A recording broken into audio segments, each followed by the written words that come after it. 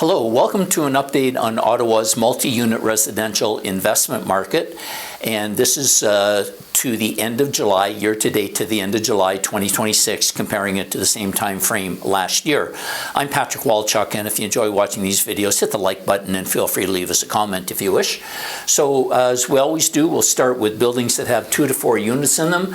And year-to-date, we've had 98 of those sell. That's been the good story we've had basically all year for this category. And that's a 16.7% increase during the same time frame last year. The average price is looking very healthy at $1,008,000, and that's an increase of 8.8%. And they're selling a little bit faster in 57 days. Now, here's the key thing to remember, this $1 million mark. So we'll move on to the next slide. And these are the larger units, the buildings that have 5 or more units in them. And we've had about half the number sell, 8 compared to 15 last year. So we're not doing well this year at all in this category.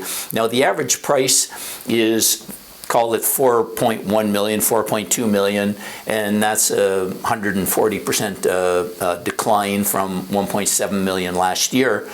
And you can see increase, a massive increase actually. They're selling in 200 days compared to 155. Now remember I said, take a look and recall that $1 million mark for the 2 to 4 unit ones.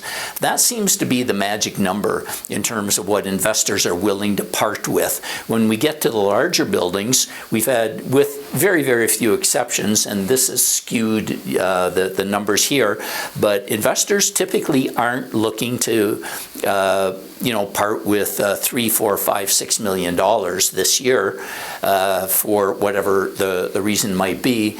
And the other category, 2 to 4 units, that's very strong. That's where you have more investors, and they're really putting their money down on those properties. So this remains unchanged all year. Thank you for watching.